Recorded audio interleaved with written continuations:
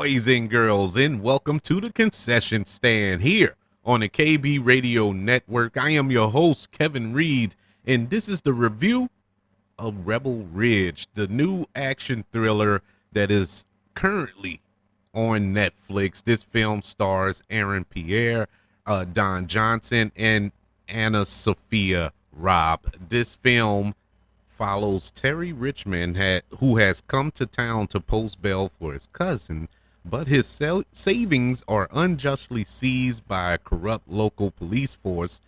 So, with the help of a local court clerk, Terry unearths a widespread conspiracy within the town and aims to retrieve the bail money by any means necessary. This was a film that it took a while for it to get released, because I remember, because it was shot down here in Louisiana, and actually I know one of the guys who's in the movie. I went to school with, high school to be more accurate, but we he been talked about this movie. I want to say maybe 3-4 years ago that he shot this film, and I've been anticipating this movie for a while. And finally, when they released the trailer a couple of months ago, I was super hyped for it. Me being a Jack Reacher fan, love Jack Reacher. When Tom Cruise played him in the films, and most recently the Reacher series that's on Prime Video, love that show.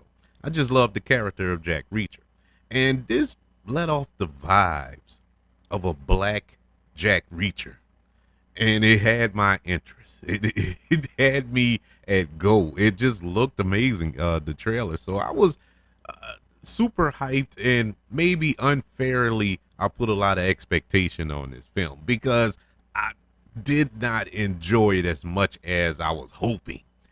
Number one, this movie was too long. This movie was over 2 hours. I want to say an hour, 2 hours and 15 minutes or something like that. This movie was way too long. It would have been fine had we had some action set pieces throughout the film. And I get the story. The story was fine.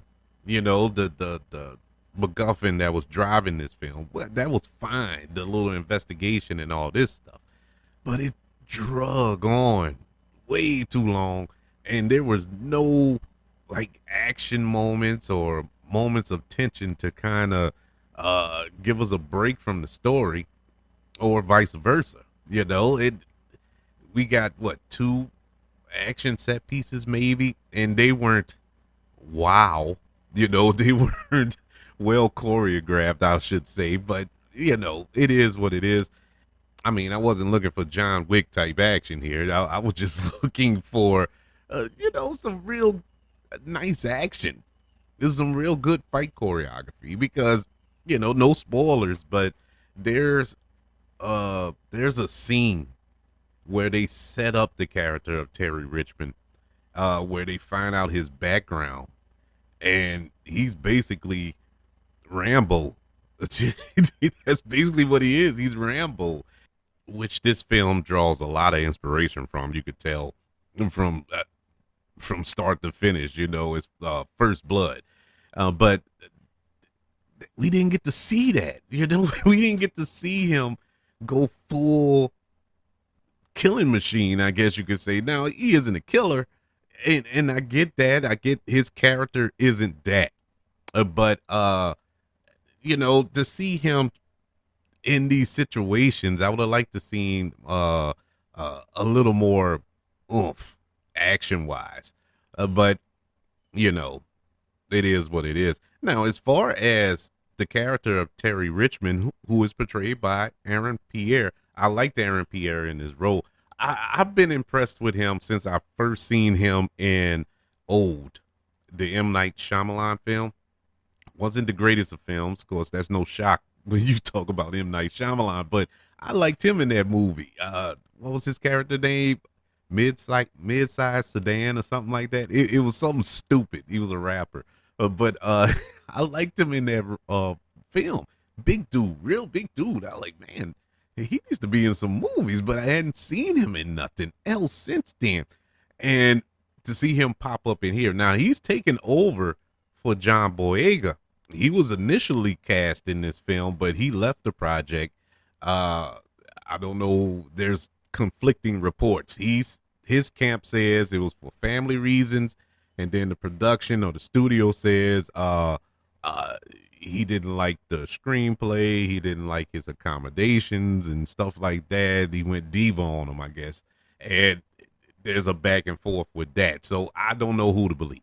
Maybe both of them are true. I don't know, but either way, he left the project, and that's how Aaron Pierre got cast in this role. And I really liked him in the role.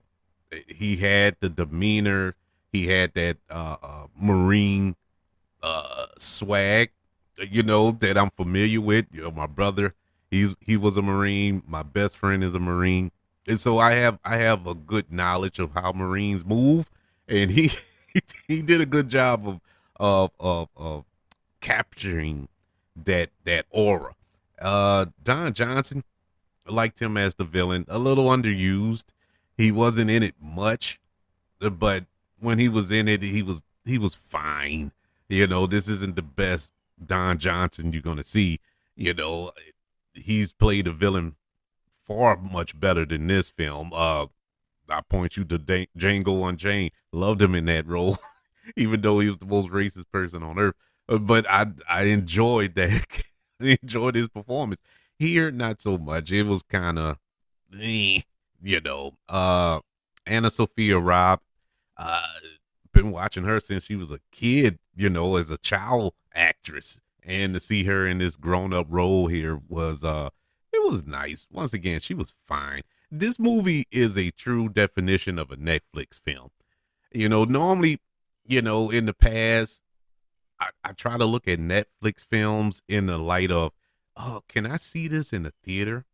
I see they released it on Netflix, but would it have been better served in the theater? And that's normally how I look at these films and, kind of gauge it from there. For this one, no, it did. This is where it needed to be. It didn't need to be in theaters. There's nothing about this that would make you want to run to the theater to go see it. But yeah, I would say check it out. It is a nice little watch on Netflix. Nothing I would probably run back to, but if there's nothing else on TV and I'm feeling like a rebel, pun intended, I might check it out. But it's not something that I was like, oh man, they should make a franchise out of this character. I don't see them making a sequel out of this. It's pretty much one and done. And that's what I was hoping for going into this. I was hoping that we got a actual franchise from this character, to see a black Jack Reacher. That's what I was looking for. And the elements was there. I think the most disappointing thing about this film, everything was there for this to be great.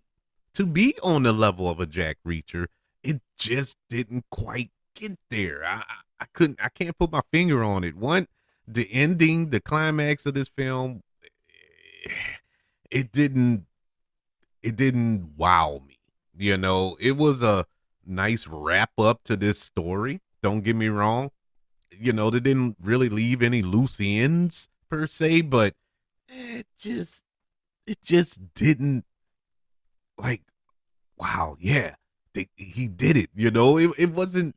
I don't know. It's hard to describe it. It's just disappointing. I was really hoping for more, and what I got was meh. Rebel Ridge, which is currently on Netflix, gets a letter grade of a C. Yeah, it's average film for Netflix. Nothing I'll run home and tell mom about, but it's watchable. It is watchable. It's not a horrible film by no means, but nothing to shake the pillars of heaven. But I would love to know, what are your thoughts of Rebel Ridge? Did you check it out? Did you like it? Did you not like it? Let me know. You can email the show, kbradiopodcast@gmail.com. You can also search for the show on all social media platforms. Just search for the KB Radio Network. Also, ladies and gentlemen, don't forget about YouTube. Subscribe to the KB Radio Network channel and like this video if you don't mind. Also, don't forget about the 5 stars, the reviews, and sharing this show if you're listening on Apple Podcasts, Spotify, iHeartRadio, wherever you are currently listening to the concession stand here on the KB Radio Network. Everybody, thank you for joining me for this review of Rebel Ridge. Can't wait to speak to you on the next go around. Want you all to know that I love you, continue to love everyone, and until we speak again, you all be blessed.